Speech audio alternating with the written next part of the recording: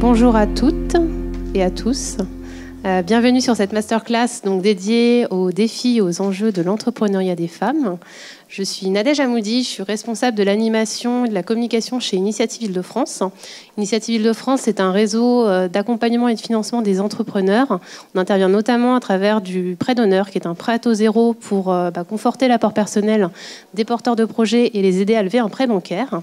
Et nous sommes notamment donc partenaires de la région Île-de-France dans le cadre du programme Entrepreneur Leader que vous connaissez peut-être.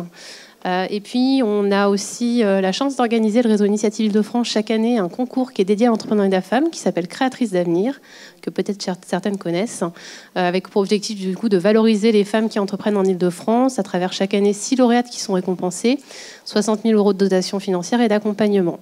Et donc aujourd'hui, pour cette masterclass, je suis accompagnée donc, de Kaina Medroub et de Laurent Mabir, que je vais laisser se présenter. Bonjour. Kaina, je te laisse te présenter, ainsi que ton entreprise. Kaina Medroub, présidente et fondatrice de la société Cali & Co. On est une entreprise créée en 2019 qui représente aujourd'hui 14 salariés, 8 millions d'euros de chiffre d'affaires et 70 entreprises du bâtiment ainsi que 5 fournisseurs d'énergie. Voilà, c'est la première structure que j'ai créée. J'en ai créé une seconde en 2021 qui s'appelle Common Formation. Common Formation, c'est déjà 900 000 € de chiffre d'affaires et 3 salariés. Et Kaina, tu as la chance d'être finaliste Créatrice d'avenir en 2021. Et j'ai été finaliste Créatrice d'avenir en 2021 pour le prix Audace, à savoir un métier initialement représenté par des hommes, ou du moins à majorité par des hommes. Voilà. Merci Kaina. Et Laurent, je te laisse te présenter. Alors moi, je suis l'homme de la table ronde. Voilà. Donc, je suis chef de projet entrepreneurial à CCI par Île-de-France. Je m'occupe beaucoup du programme Entrepreneur #Leader mentionné par Nadège. C'est un programme qui a été lancé en 2017 sur lequel il y a une forte implication aussi des femmes, puisque par exemple sur la jeune entreprise, il y a quasiment 60% de femmes pour l'année 2022. Donc c'est un programme qui est très très orienté, mais sans vraiment le désirer ou le faire. C'est un état de fait que nous avons énormément de femmes chefs d'entreprise déjà dans ce programme-là. Merci Laurent. Je vous propose de démarrer la masterclass avec juste quelques chiffres que vous devez connaître parce qu'on les répète souvent. Voilà, en France, on a 30% de dirigeantes qui sont des femmes, mais c'est un taux qui est similaire depuis 2010, donc c'est-à-dire que depuis une dizaine d'années, malheureusement, on stagne un peu. En Île-de-France, plus précisément, en ce qui nous concerne, on a 25% des entreprises dites classiques qui sont avec à la tête des femmes. Et puis, on remarque aussi que 35% des entreprises portées par des femmes sont sous le régime de micro-entrepreneurs. Donc ça, c'est quelque chose sur lequel on va revenir durant la masterclass, sur la taille de l'entreprise, le statut qu'on choisit. Donc, ce qu'on peut dire, c'est que finalement, on entend beaucoup plus parler qu'il y a une dizaine d'années d'entrepreneuriat des femmes. C'est quelque chose qui est plus valorisé. On sait que c'est un enjeu. On voit qu'il y a des efforts qui sont faits. On a des outils qui sont mis en place, des services, des offres. Mais malheureusement, dans les faits, ça ne se traduit pas encore tout à fait dans les chiffres. Du coup, c'est pour ça, voilà, l'enjeu de cette masterclass, finalement, c'est de revenir en fait, face à ce constat. On a un certain nombre d'enjeux qui sont portés du coup par la région Île-de-France et ses partenaires, comme Initiative Île-de-France et la CCI qu'on représente aujourd'hui avec Laurent. Notamment les enjeux, en tout cas pour favoriser l'entrepreneuriat des femmes, c'est d'abord un enjeu d'accès égal des femmes à la création d'entreprises avec un objectif d'atteindre la parité. On voudrait que de 30%, dans l'idéal, ce serait passé de 50%, mais surtout aussi de faire en sorte que les femmes puissent accéder autant que les hommes aux ressources qui sont mobilisables. Il y a des aides qui existent, comme celles qu'on peut porter certains réseaux, des prêts d'honneur, des garanties, des microcrédits, etc. Donc c'est important que les femmes aient aussi conscience que ces ressources existent, parce qu'on sait qu'avec des aides, notamment financières et puis d'accompagnement, c'est plutôt un gage de pérennité de l'entreprise. Et puis surtout aussi faire en sorte que les femmes accèdent autant que les hommes au cofinancement bancaire. Parce que ça, c'est pas toujours évident. On verra, soit des fois, c'est un frein que les femmes peuvent se mettre, mais c'est aussi en fonction des personnes qu'on a en face, c'est pas toujours évident.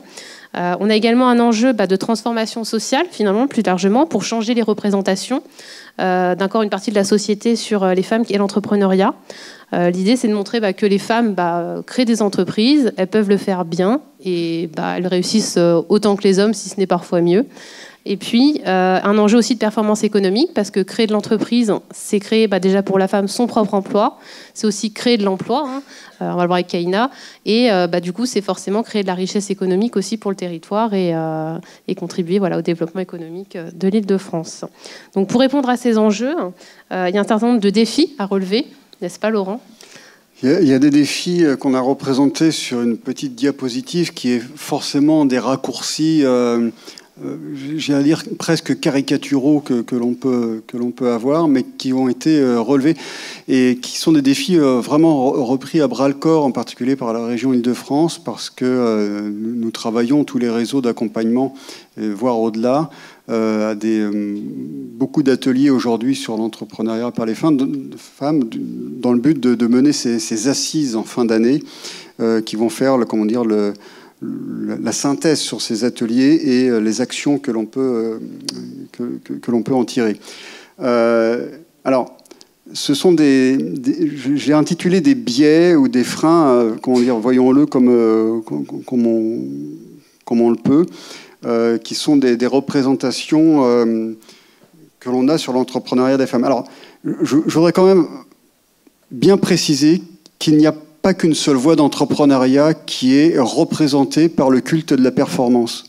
C'est l'image de l'entrepreneuriat qu'on a aujourd'hui, qui est une image qui vient aussi des années 80, dans lequel on dit être entrepreneur, celui qui a un développement à 2 chiffres, qui a beaucoup de salariés et des choses comme ça, avec des attitudes qui sont parfois à la limite de l'agressivité, de la posture commerciale, etc. Donc c'est des images d'entrepreneurs qui sont un petit peu datées, qui ne représentent pas toutes les formes d'entrepreneuriat. C'est-à-dire qu'aujourd'hui, on peut entreprendre de plein de façons différentes, mais l'image que l'on a d'entrepreneuriat montre que ceux à qui on s'adresse peuvent avoir des biais de perception. Et c'est ce que j'appelle sans doute les biais systémiques sur de cette image de l'entrepreneuriat projeté avec un imaginaire masculin. Et du coup, Kaina, par exemple, toi, avant de te lancer, qu'est-ce qui t'a motivé à créer ton entreprise et comment tu percevais l'entrepreneuriat ? Et est-ce qu'aujourd'hui, ce que tu vis, c'était l'image que tu en avais ? Alors déjà, juste pour répondre, puisque je sentais qu'on avait du mal à trouver le mot pour catégoriser toutes les difficultés qu'on peut voir derrière. Pour moi, c'est plutôt des pensées limitantes que des réalités, des biais, des difficultés, etc. C'est vraiment des pensées limitantes.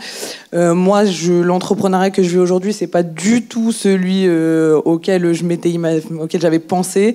Quand on sort d'école de commerce, on s'imagine que l'entrepreneuriat, c'est un business plan, un prévisionnel, aller à la banque prendre des sous et puis créer sa boîte. Non, c'est pas la réalité absolue. C'est la réalité de certains, mais pas de la majorité. L'entrepreneuriat, oui, c'est des difficultés, mais comme dans tout. Je veux dire, aujourd'hui, vous aimez pas que votre patron il vous dise que vous êtes en retard. Votre fournisseur, il vous le dira aussi. Et votre client vous le dira aussi. Donc finalement, il n'y a pas plus de difficultés ou moins de difficultés. C'est juste des difficultés qu'on a déjà, mais qui s'interprètent différemment. Le fait de ne pas avoir de fonds, aujourd'hui, il y a plein de salariés dans des associations, dans des entreprises qui le vivent déjà. Il n'y a pas assez de fonds, vous allez l'avoir dans votre entreprise aussi.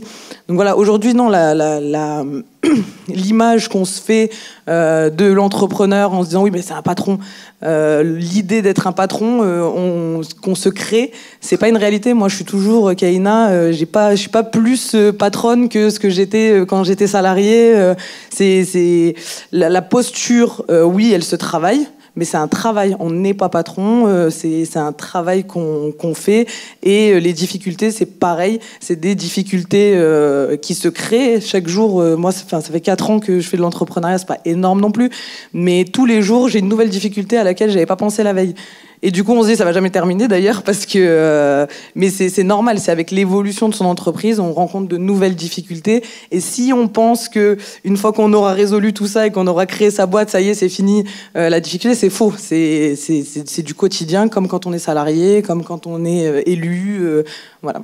Est-ce que le fait d'être une femme, pour toi, ça fait qu'aujourd'hui, tu rencontres des difficultés peut-être qu'un homme, ou alors non, pour toi, t'es chef d'entreprise tout court et.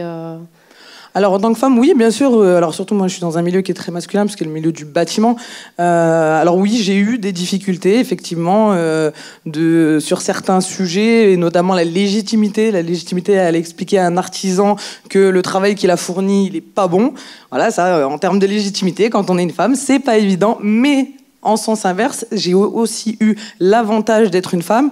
Ça veut dire que quand on va à un salon du bâtiment, comme il y a eu il n'y a pas longtemps, par exemple Batimat, on se souvient de vous plus facilement qu'on se souvient d'un artisan. Parce que des femmes qui sont passées au stand, il n'y en a pas eu beaucoup. Donc c'est un avantage. La deuxième chose, c'est cette légitimité-là qu'on a un peu plus de mal à avoir. Une fois qu'on l'a, elle bouge plus. Elle est solidement ancrée et la confiance, elle ne bouge plus aussi. Bon, après, bien sûr, il faut continuer à faire le boulot, mais la confiance ne bouge plus aussi. Donc oui, il y a des difficultés, mais derrière, il y a aussi des gros bénéfices. Non, oui, merci pour ces propos. La pensée limitante, effectivement, ça rajoute à mon vocabulaire, déjà. C'est pour dire que dans l'accompagnement ou dans l'entrepreneuriat, le business, à la fin, le chiffre d'affaires, il n'est pas genré. C'est-à-dire qu'on accompagne des entrepreneurs, les réseaux d'accompagnement accompagnent des entrepreneurs. Donc on fait tout en sorte pour que le business model, le plan de trésorerie, etc. Les euros, ils sont pas masculins ou féminins, c'est des euros. Et donc, faut que ça tourne. Donc, on va faire en sorte que le projet d'entreprise, déjà, tienne la route. Et c'est vrai que dans le monde économique, après, les gens font pas de cadeaux si vous êtes un homme ou une femme. Alors, il y a ensuite des biais de perception, ou des pensées limitantes de perception, qui fait en sorte que certains peuvent avoir des interrogations qui sont parfois étranges. Voilà. Je ne sais pas si vous avez vu la vidéo qui a été publiée il y a quelques semaines ou quelques mois sur des interviews de ces personnes qui étaient des start-upers, donc milieu éminemment masculin, où on demandait à des personnes qui avaient levé des millions, alors c'est quoi votre morning routine du matin ? À des hommes qui ont posé la question. C'est des hommes. Et donc c'était à des hommes qu'on posait la question. Et ils étaient complètement décontenancés, tout simplement parce que même dans les milieux journalistiques ou certains milieux, on va, parce que vous êtes une femme, vous interroger sur des questions qu'on ne poserait même pas à un homme. Donc voilà, c'est l'histoire du regard que l'on porte qui peut être différent. C'est ce qu'on appelle les biais systémiques, qui sont une démarche d'évolution qui est à long terme. Oui, c'est quelque chose qu'on va retrouver aussi bien dans l'entrepreneuriat, comme tu disais, que dans le salariat. Voilà, vous êtes une femme. On peut le retrouver dans le salariat aussi. Voilà, comment vous allez, est-ce que vous allez aussi bien gérer qu'un homme votre vie perso, familiale, parce qu'on s'attend à ce que vous avez déjà des enfants, donc on se dit que c'est vous qui allez vous en occuper si ils sont malades, qu'il va falloir gérer la maison. Vous aurez peut-être moins de temps à donner à votre business, quoi, finalement. Toi, Kaina, je crois que tu es maman. Est-ce que ça a changé quelque chose, le fait de devenir maman, sur ta posture et sur ton business? Est-ce que finalement tu as ressenti un impact? En tant que... moi, je suis devenue maman il y a 2 ans, donc j'avais déjà créé mon entreprise. Je l'ai dit très tardivement à mes clients. Donc c'est vraiment au moment où on peut plus faire autrement que de l'avouer. Et oui, il y a eu une certaine inquiétude de la part de mes clients qui se sont dit maintenant comment on va faire, et qui c'est qui va te remplacer, et est-ce que la personne elle va gérer aussi bien que toi, etc. Mais finalement, donc ça a été un gros stress pour moi. Là où j'ai eu de la chance, c'est que j'étais déjà entourée de femmes chefs d'entreprise, et la première question que j'ai posée le premier jour en apprenant ça, c'était comment t'as fait toi? Et on m'a dit organisation, ça sera pas plus compliqué que pour un papa qui prend un congé paternité. Vas-y, quoi qu'il en soit, de toute façon maintenant que c'est là, c'est là. Et finalement, en fait, ce qui était censé être quelque chose être une difficulté, ça s'est retourné à mon avantage pour plusieurs raisons. La première raison, c'est la relation client. Pourquoi ? Parce que leurs inquiétudes, etc., a fait que naturellement, ils vont te demander comment ça va, ils vont plus s'inquiéter, etc. Et finalement, j'ai pas envie de dire que ça devient les papas de ton enfant, mais pas loin, parce qu'il y a une relation de proximité qui se crée. Et c'est une réalité parce que le chiffre, c'est bien, mais on fera pas de chiffre. Personne ne fait du chiffre sans avoir la relation humaine. Ça n'existe pas. Donc il y a déjà cette relation de proximité qui se crée. La deuxième chose, ça m'a forcé à déléguer à mon équipe parce que les jeunes chefs d'entreprise souvent ont du mal à déléguer. Et là, il n'y avait pas le choix. À un moment donné, je pourrais pas être sur la table d'accouchement et être au bureau en même temps, donc il faut déléguer. Donc ça m'a forcé à donner des responsabilités aux personnes de mon équipe et les personnes de mon équipe, bon, c'est essentiellement des femmes, mais je pense que même les hommes ont pris leurs responsabilités, se sont dit « Ah ok, aujourd'hui, elle peut que compter sur nous ». Et ça, en termes d'esprit d'équipe, ça change tout. Et le troisième point, c'est l'organisation de son temps. Ça veut dire qu'à un moment donné, je me suis dit « Ok, maintenant, je peux plus passer mes nuits au bureau ». Ça va pas être jouable. C'est-à-dire le truc de je suis au bureau, je travaille une demi-heure, je bois 2 cafés, je parle au téléphone, etc. Je peux plus le faire. Maintenant, quand je suis au bureau, il faut que je sois ultra efficace. Et donc, du coup, j'ai réussi à compresser ce que je faisais en 17 heures, parce qu'il y avait des journées de 17 heures parfois. J'ai réussi à les compresser en 8 heures pour me donner le temps d'aller poser ma fille à la crèche et d'aller la chercher. Et ça, ça fait partie aussi de la vie de la femme entrepreneur et c'est un avantage. C'est un avantage et derrière, ça permet aussi de replacer l'église, j'ai envie de dire, au milieu du village et de cadrer son environnement familial et de dire « Ok, je suis pas toute seule. Je suis pas toute seule, moi aussi j'ai un boulot, etc. » Et je pense que quand c'est sa propre boîte, on le dit plus facilement que quand on est salarié, parce que quand on est salarié, on n'a pas l'option. On n'a pas l'option de je pose un RTT, un jour enfant malade, etc. Donc on est deux et chacun va faire sa part du travail parce que c'est comme ça et c'est pas autrement. Et cette boîte, il faut qu'elle tourne. C'est dur, mais ça marche.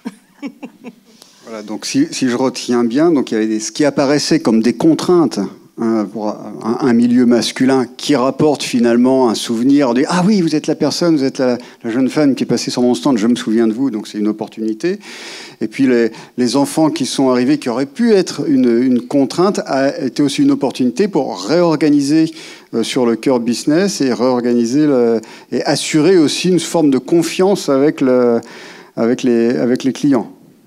Je dis ça. C'est ça. Donc, contrainte opportunité. En fait, c'est la vie de l'entreprise, c'est la vie de l'entrepreneur. On a une contrainte qui est là, c'est un état de fait. Voilà, on n'y peut rien. Comment est-ce que je transforme cette contrainte en opportunité? Voilà, plus ou moins choisie. Et du coup, Laurent, on entend souvent aussi que les femmes créent des plus petites entreprises, elles auraient presque moins d'ambition. C'est un peu ce qu'on peut entendre. Qu'est-ce qu'on peut répondre à ça? Sur justement aussi ce rapport à l'endettement aussi, parce que quand on doit lancer une boîte, il faut de l'argent. C'est pas toujours évident. Alors, moins d'ambition, je sais pas. Plus de besoin de sécurisation, très certainement. Non, l'ambition, elle est là, parce que bien souvent, ce qu'on voit dans les réseaux d'accompagnement, c'est des idées qui sont très affirmées, avec des fortes volontés, les compétences sont là.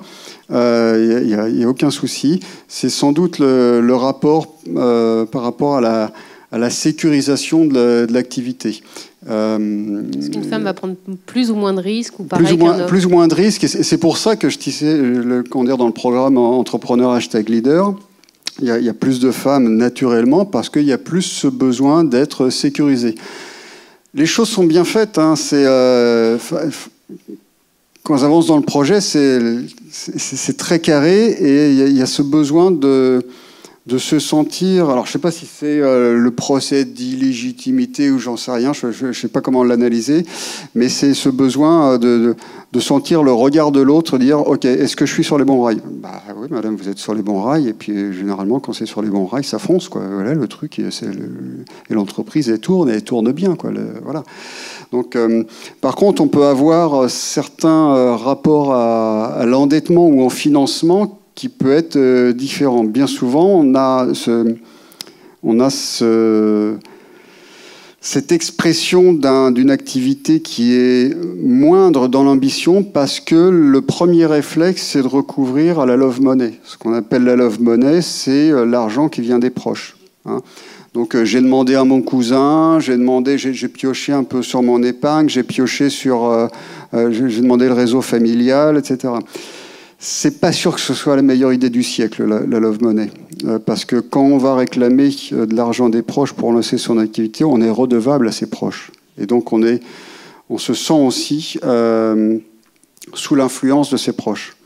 Alors que lorsqu'on demande un réseau bancaire ou un réseau comme Initiative, on a une nature, une relation qui est désincarnée, où l'émotivité est mise de côté. On a des relations qui sont plus factuelles. C'est oui, l'endettement il est là, le remboursement il doit être là, voilà.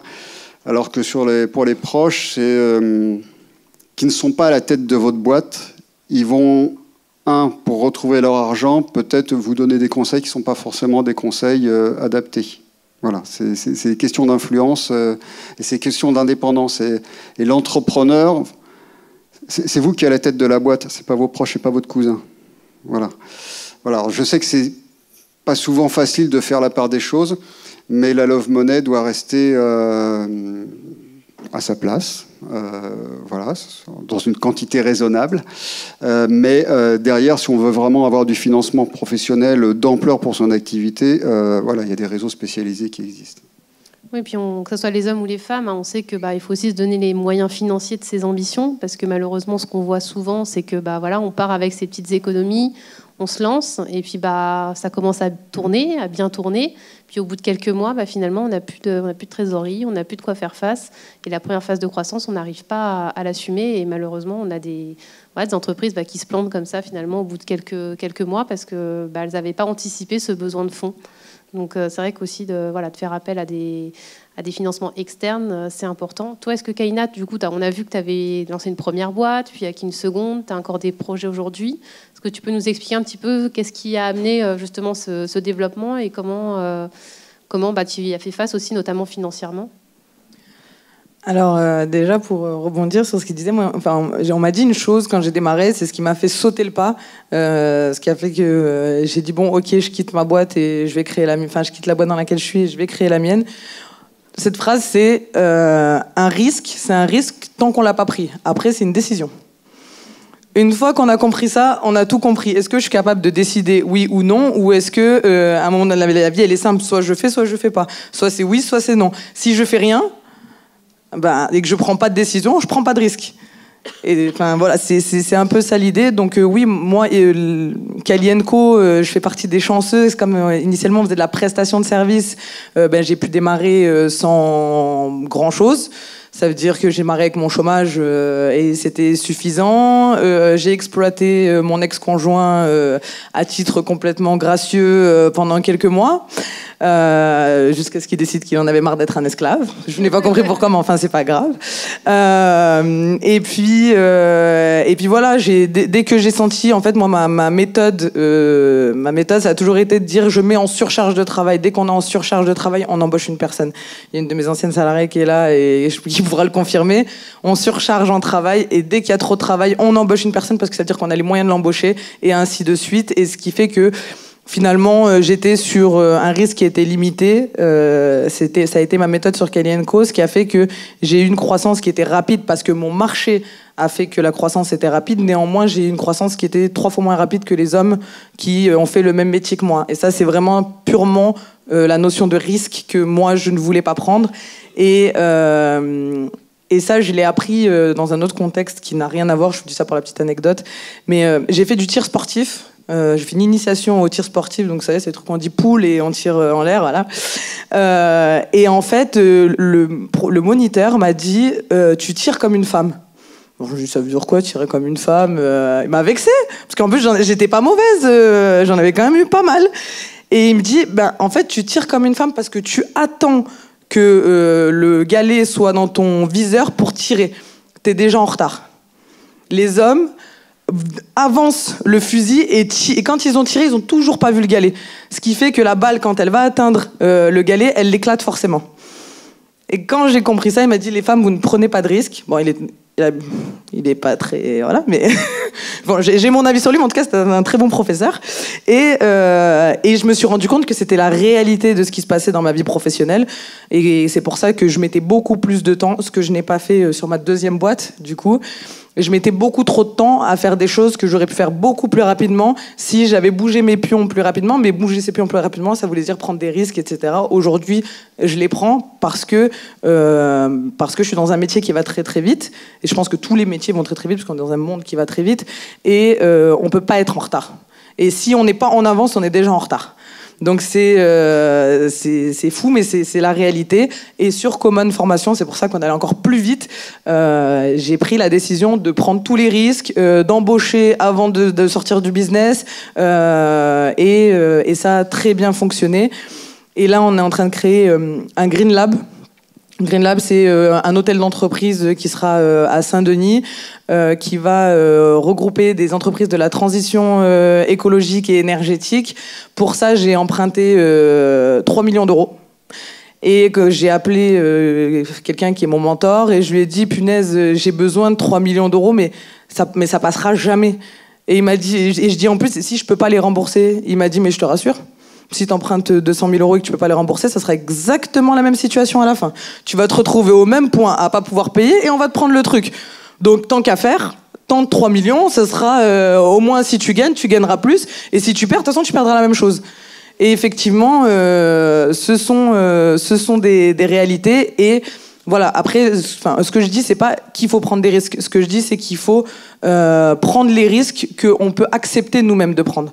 Et que si aujourd'hui, vous n'avez pas envie de prendre des risques, c'est votre droit, vous n'êtes pas obligé. La preuve, vous pouvez passer en 3 ans et demi de 0 à 8 millions sans avoir fait un crédit ou sans, dépendant bien sûr de votre business. Hein. Mais c'est possible. Mais vous pouvez aussi passer en 6 mois de 0 à 1 million. Chacun son rythme et je pense que le risque va aussi avec le rythme. Et Laurent le disait tout à l'heure, voilà, se faire accompagner aussi, c'est important. Faire son réseau aussi, c'est important. Je sais que tu es membre, toi, voilà, tu participes à des réseaux de chefs d'entreprise. Tu as participé au concours Créatrice d'avenir. Comment tu fais vivre ton réseau? Qu'est-ce que ça t'apporte? Ah oui, effectivement, on fait partie Cali & Co et moi spécifiquement, on est dans beaucoup de réseaux. Le réseau, en fait, et c'est ce qui s'est passé par exemple récemment avec Créatrice d'avenir, je donnerai l'exemple. Le réseau, c'est des petites graines qu'on plante comme ça, partout. Et des fois, elles poussent, des fois, elles poussent pas. Des fois, elles poussent tout de suite, des fois, elles poussent dans 6 mois, dans 1 an. Moi, j'ai des gens que j'ai rencontrés à des événements qui m'ont rappelé 1 an et demi après ou 2 ans après, j'ai pensé à toi le jour où on s'est parlé, et qui sont venus avec une super affaire sur laquelle j'ai gagné beaucoup d'argent. Il y a des gens qui m'ont jamais rappelé, pourtant j'ai perdu 45 minutes en rendez-vous avec eux.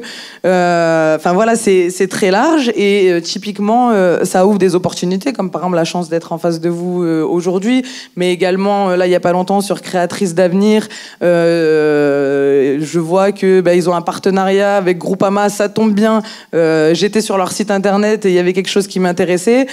Au lieu d'aller passer par le standard qui m'envoie chez Monsieur Duchemol, qui m'envoie chez Monsieur Dupuis, qui va me faire perdre 4 heures, j'ai eu la chance d'avoir passé 45 minutes au téléphone avec Nadège un jour, et je peux lui passer un coup de fil, elle me connaît, elle sait qui je suis, elle sait comment je travaille, elle sait quelle est ma boîte. Je lui dis, est-ce que tu peux me mettre en relation avec Groupama? Et c'est Groupama qui m'appelle. Et quand on passe par ces réseaux-là de confiance, ça change tout.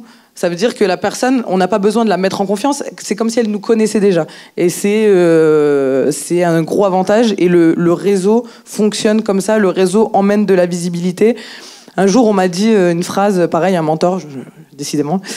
On m'a dit, j'ai dit oui, moi je connais un tel. Il m'a dit non, mais on s'en fout de qui tu connais. L'essentiel, c'est qui te connaît.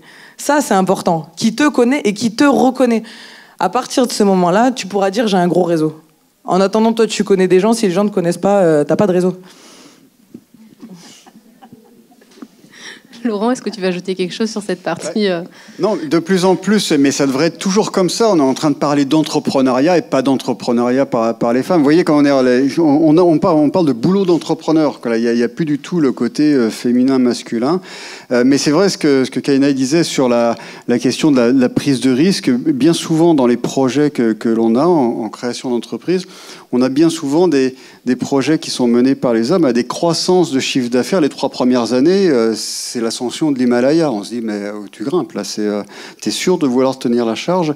Oui, il n'y a pas de souci. Donc une question de posture qui est un peu, je me tape sur la poitrine, je vais vous montrer comment je suis concurrent. Et alors que les projets présentés par les femmes sont plus mesurés, avec des prises de risque, avec on attend que le disque d'argile soit dans l'alignement du fusil. Et souvent, c'est souvent comme ça. Alors, c'est vrai que dans les réseaux d'accompagnement, on a à la fois le souhait de dire aux femmes, bon, on va peut-être monter un petit peu l'ambition, et puis pour les hommes, on va dire, bon, on va se calmer un petit peu, hein, voilà. Et c'est souvent la mesure que l'on peut avoir pour avoir un équilibre qui soit aussi par rapport à des financeurs, qui soit équilibré, parce que le but du jeu, c'est d'aller présenter la crédibilité de son projet devant le financeur, qui lui va prêter de l'argent, une certaine somme d'argent avec... un banquier fonctionne aussi sur la rémunération qu'il peut avoir par rapport à l'argent qu'il prête. Mais outre le fait qu'il se paye sur cette rémunération-là, le souhait du banquier, c'est de récupérer son argent. Donc il ne veut pas non plus se mettre en risque. Donc c'est vrai que d'être accompagné par un réseau de financeurs comme Initiative ou d'accompagnement comme les chambres de commerce permet de rassurer ses partenaires fondamentaux. Je ne sais pas s'il y en a dans la salle, que sont les banquiers, que j'adore, et qui travaillent surtout beaucoup avec l'argent des autres. Voilà. Mais on aime travailler avec leur argent aussi. On aime travailler avec l'argent des banquiers, mais voilà, ils ne disposent pas de leur propre argent. C'est l'argent des déposants, bien entendu. D'où le fait qu'ils ne veuillent pas prendre trop de risques, c'est normal. Juste avant de passer aux questions-réponses, très rapidement, voilà, pour ceux qui ne connaissent pas, donc la région Île-de-France a mis en place depuis 2017 un parcours qui s'appelle Entrepreneur Leader, qui a pour but vraiment d'accompagner les créateurs, repreneurs d'entreprise à chaque étape. Donc il y a une première étape qui s'appelle « Je crée mon entreprise », où là l'idée, c'est de consolider, formaliser, passer de l'idée au projet, finalement, monter son business plan. Donc vous avez notamment les CCI, les CMA, on retrouve les réseaux des BGE, Positive Planet, je crois aussi. Voilà. Pardon. Ensuite, vous avez une étape sur le financement, donc je finance mon entreprise, où là, vous allez pouvoir avoir accès à des outils financiers comme le prêt d'honneur, la garantie bancaire, le microcrédit. Donc là, vous retrouvez les réseaux Initiative France, France Active, l'ADI, Réseau Entreprendre, donc qui vont vous aider plutôt à structurer le volet financier de votre dossier. Vous allez passer devant un comité qui va vous permettre un petit peu de challenger votre projet, et on va vous octroyer du coup derrière le prêt, éventuellement vous accompagner dans la mise en relation bancaire. Et puis ensuite, il y a une troisième étape qui est « Je dirige mon entreprise ». Vous êtes devenu entrepreneur. Et là, c'est de vous accompagner dans le développement de votre boîte, mettre en réseau. Et là, vous retrouvez là encore aussi les réseaux Initiative France, France Active, CCI, CMA. Tout le monde, sauf le réseau Entreprendre, qui n'est pas dans ce volet 3. Et c'est un volet 3 qui va aussi porter sur la question de la posture, non seulement des outils de pilotage technique, mais aussi de la posture. C'est comment j'améliore ma posture entrepreneuriale en termes de connaissances, de réseautage, de compétences entrepreneuriales, parce que voilà, on monte une activité parce qu'on a une compétence technique et un métier que l'on connaît, mais derrière, tout l'objectif est d'apprendre ce nouveau métier qui est d'être chef d'entreprise, c'est d'avoir à piloter, à diriger, d'être en adéquation avec sa vision stratégique, et donc apprendre à piloter cette couche-là, c'est quelque chose de plus qu'il faut faire. Merci Laurent. Donc en tout cas, si vous voulez plus d'infos sur ce parcours, on a un stand dans le hall à l'entrée, Entrepreneur Leader. N'hésitez pas, il y a des représentants des différents réseaux qui sont là pour vous répondre. Est-ce qu'il y a des questions ? On va vous passer.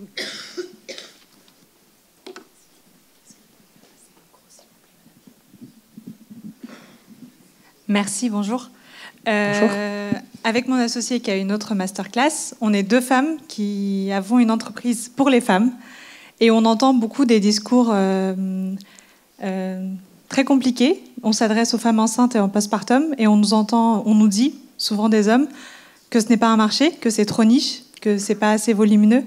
Pourtant, il y a 1 million de grossesses par an, c'est un marché qui se renouvelle tout le temps. Comment faire pour passer outre ces craintes dues aux personnes que l'on cible, qui sont les femmes? Est-ce que vous avez des conseils sur ce genre de sujet? Moi, j'ai envie de dire la meilleure manière de résoudre un problème ou de faire de faire évoluer un business et de faire en sorte que ce problème devienne le problème de quelqu'un d'autre. Moi, c'est ce que j'ai beaucoup fait dans ma structure. Ça veut dire qu'aujourd'hui, oui, bon voilà, il y a beaucoup. Vous voulez viser des femmes. Il y a beaucoup de femmes qui accouchent. Qui est-ce qui est concerné par ça?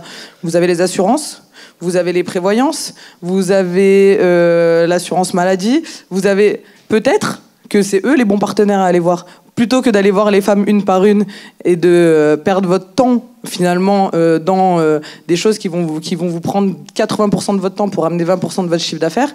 Peut-être que vous devriez aller voir les chefs d'entreprise qui ont une forte clientèle féminine, les crèches qui ont déjà eu des demandes. Quand bien même les femmes aujourd'hui ont de la demande en crèche, c'est avant même d'avoir envisagé d'avoir un enfant. Et faites en sorte de créer des partenariats avec ces structures-là qui sont bien plus importantes que vous et pour qui ce problème est bien plus important que le vôtre. Et ils vont naturellement vous envoyer du business. Enfin, moi, en tout cas, c'est un conseil que je peux vous donner. Ok, merci. Vos interlocuteurs étaient des hommes? Exactement. Changer d'interlocuteur, déjà. C'est ce qu'on essaie de faire. C'était des banquiers? Du tout. Pas du tout. En fait, on est incubé aujourd'hui dans un petit incubateur qui était notre ancienne école il y a quelques années. Et c'est des personnes qui nous accompagnent notamment pour ne pas se planter sur plein de sujets. D'accord, c'est un incubateur, c'est-à-dire une structure spécialisée dans l'accouchement des entreprises. Pas tous. Non, du tout. Un incubateur dans le sens pour des startups. Pour des startups? Oui. On a des coachings avec différents interlocuteurs et notamment quelques-uns d'entre eux nous ont dit ça. D'autres croient en notre projet, mais c'est compliqué. En tout cas, la question, c'est comment passer tout ça, justement, quand on met le point sur les défaillances du système. En fait, dans les incubateurs, et là, comment dire, il y a, je sais pas, c'était une semaine et demie, j'étais des remises de prix. Entreprise, c'était entrepreneur dans la cité, je crois. C'était entrepreneur dans la ville. C'était à Station F. Et il y avait Xavier Niel qui intervenait et qui a sorti chose tout à fait courante pour l'entrepreneur. Il dit, mais à partir du moment où vous avez des clients, les gens sont plus attentifs. C'est-à-dire que c'est que le marché est déjà là. Tant qu'on n'a pas de clients, l'investisseur, il s'interroge. Mais quand les clients sont là, et on rappelle que c'est le client qui fait le business, c'est pas l'idée, quoi que ce soit. Donc si les clients répondent, je veux dire, ensuite c'est une question de changement de partenaire, d'accompagnement ou commercial, et des choses comme ça. Ou changer d'incubateur, je sais pas. Non, mais sérieusement, c'est multiplier les points de vue. Très bien, merci. Alors moi, j'ai pas une question. Je voulais dire que la question du risque, j'avais juste besoin de dire, tout simplement, remercier Kaina et tous les trois, sur la question du risque. Je suis contente d'être là, parce que c'était un vrai sujet, mais qui n'était pas monté en conscience chez moi par rapport à mon projet. Et donc voilà, ça m'a fait un peu un waouh, quelque chose comme ça, de dire ah là, c'est là qu'était ma peur en fait. Donc voilà, j'avais juste besoin de témoigner, de partager ça et de vous remercier. Voilà. Merci. Bonjour, pourquoi le bâtiment? Eh ben, je vais décevoir beaucoup de monde, mais je suis tombée dans la soupe par hasard. En fait, moi, j'ai fait des études à l'étranger et notamment, j'ai terminé mes études en master marketing et communication de l'immobilier de luxe, dont mon dernier stage à l'île Maurice a été de faire du marketing et de la communication pour un resort avec un golf exceptionnel, etc. Voilà. Donc rien à voir avec le bâtiment en soi. Et quand je suis rentrée en France, j'ai pas trouvé de boulot. J'ai pris un job alimentaire dans le bâtiment et j'ai adoré. Je suis restée. Voilà. Donc et oui, il y a même dans les contraintes, et Dieu sait que ma maman qui est devant pourra en témoigner, c'était pas un plaisir d'y aller. Ça a été une vraie contrainte, une punition envoyée par le destin, j'ai envie de dire, sur ma tête, qui est devenue une passion. Et aujourd'hui, avec le recul, je me dis que finalement c'était une vraie chance parce que j'avais pas les codes du luxe. Par contre, les codes du bâtiment, je les ai. Oui, bonjour.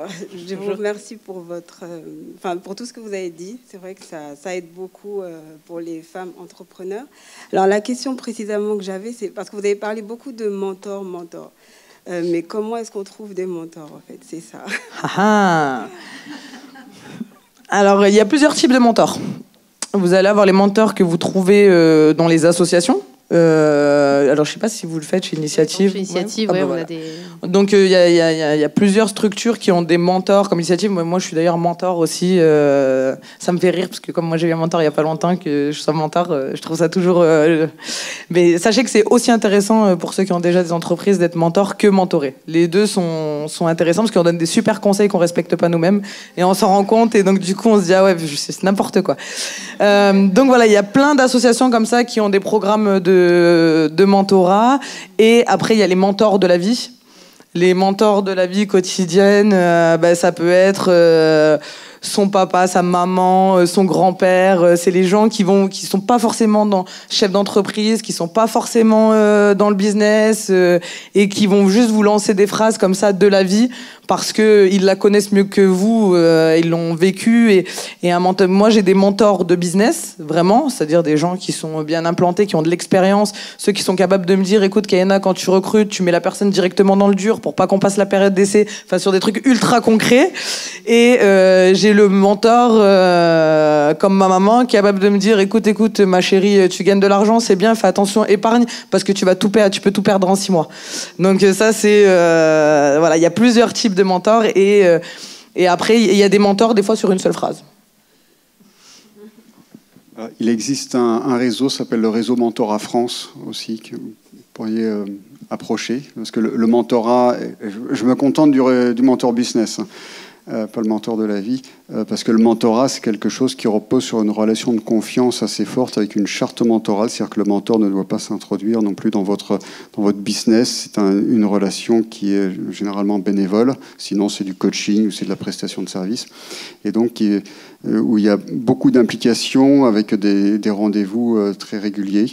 Donc voilà, c'est en fonction du réseau, et le réseau Initiative fait du mentorat, et chaque réseau peut avoir une approche mentorale très, très différente.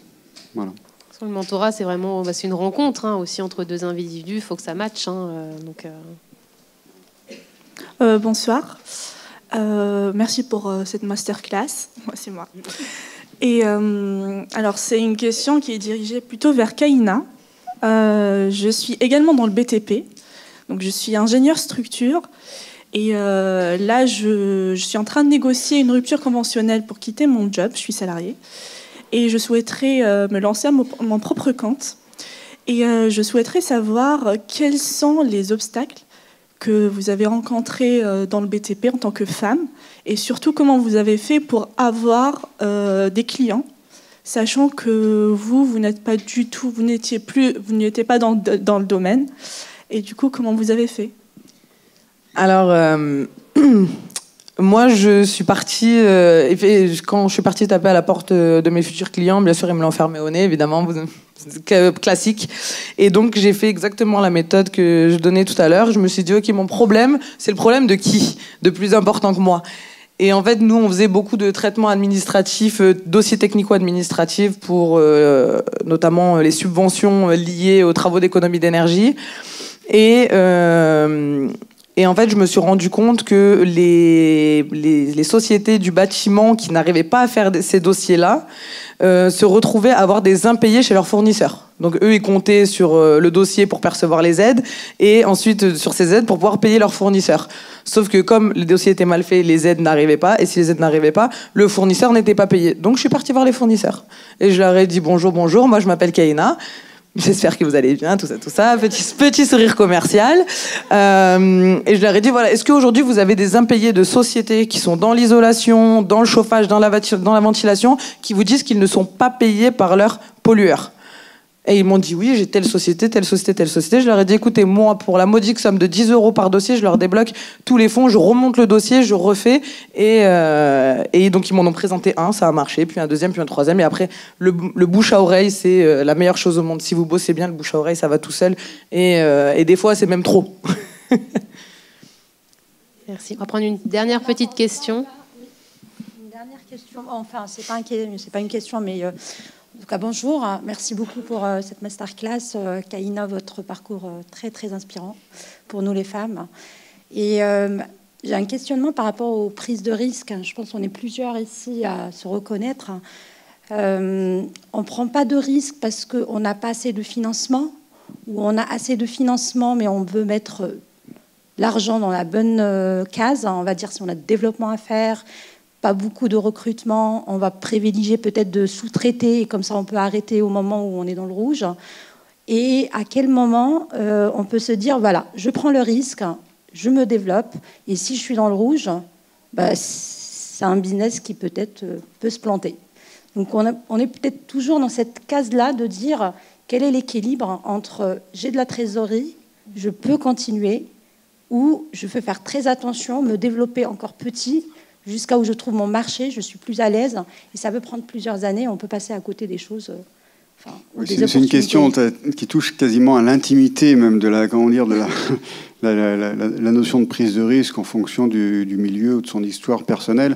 Généralement, lorsque le marché est là, lorsque les clients est là, et lorsqu'il y a la demande, les signaux sont quand même au vert. Donc les décisions de dépenses ou de recours à du financement supplémentaire pour financer la croissance sont quand même limitées.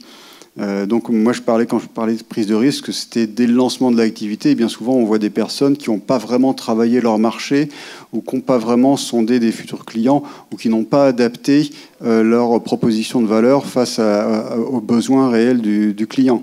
Donc là quand on voit des hypothèses de croissance d'affaires un petit peu délirantes, voilà, on se dit c'est quand même un peu particulier. Mais à partir du moment où, et ça c'est les réseaux traditionnels d'accompagnement qui vous le diront, à partir du moment où vous avez travaillé tous ces fondamentaux-là, voilà, le financement il est là. Et il n'y a pas de manque d'argent sur le financement en France. L'argent il est là. C'est ensuite c'est une question d'ampleur et de gestion de l'ampleur. Kaina parlait de 3 millions d'euros ou de 200 000 euros. Bon, voilà, c'est en fonction du projet que vous voulez mettre en place. Je ne sais pas, est-ce que vous avez un mot, Kaina, là-dessus Moi, j'ai juste un petit mot à dire parce que ça, c'est mon banquier qui me l'a dit et j'en ai d'autres qui m'ont dit ça. Les femmes ont un gros défaut dans le business et j'avais le même, c'est que ce sont de bonnes payeuses. Ce sont de bonnes payeuses et moi, j'avais ce cas-là. La facture arrivait, la prestation était faite, elle était payée. Mais en fait, ça, c'est une mauvaise méthode. C'est la pire méthode qu'on puisse... C'est la pire méthode qu'on puisse avoir dans les affaires. La bonne méthode, c'est je paye à la dernière minute une fois que j'ai le couteau sous la gorge. Moi maintenant, je paye une fois que j'ai reçu le premier appel. Si j'ai pas de premier appel, c'est que la personne n'en a pas encore besoin, donc je ne la paye pas. Et en fait, c'est ce qui permet d'éviter certains modes de financement. Je vous donne un exemple. Vous avez fait une prestation de service. Vous faites payer à 15 jours. Parce que vous êtes une bonne négociatrice et que dans vos contrats, vous mettez 15 jours non négociables. Mais par contre, vos sous-traitants, vous les payez à 40. Vous avez toujours le financement, quand bien même il y a du retard. L'argent, il va arriver. Et vous ne leur donnez pas la mauvaise habitude de payer en avance. Parce que ça devient une mauvaise habitude. Mais, et ça, tout ça, c'est des choses que moi, par exemple, j'avais ça. Parce que quand on ne sait pas, on l'apprend dans le dur. On l'apprend un jour où le compte, il est vide. Parce que on a tout payé et que le client habituel qui paye bien rubis sur ongle, et cette fois-ci il a un mois de retard. Moi pendant un mois je suis dans le rouge mais par contre mes fournisseurs ils dorment bien. Donc j'ai décidé que ça se reproduirait plus et désormais je paye alors faut pas payer trop tard non plus parce que si on paye trop tard on perd ses fournisseurs. Un trop mauvais payeur c'est pas bon non plus, donc il faut garder une relation humaine, payer le plus tard possible. Et se faire payer le plus vite possible. C'est un peu un jeu, c'est un jeu de course contre la montre, mais c'est une méthode qui permet d'avoir évité des financements de trous de trésorerie, parce que le financement de trous de trésorerie en urgence, vous allez le demander à la banque. En général, ça va être un découvert ou ce genre de choses. Et ce financement-là, il va vous coûter plus cher parfois que la marge que vous aviez sur certaines opérations à faible marge. Merci Kaina, ce sera le mot de la fin. Merci beaucoup pour ton témoignage, merci Laurent. On espère que cette masterclass vous aura boosté, on vous souhaite une bonne continuation et n'hésitez pas, surtout dans le hall, à vous renseigner sur notamment les offres de services d'accompagnement soutenues par la région. Bonne fin d'après-midi.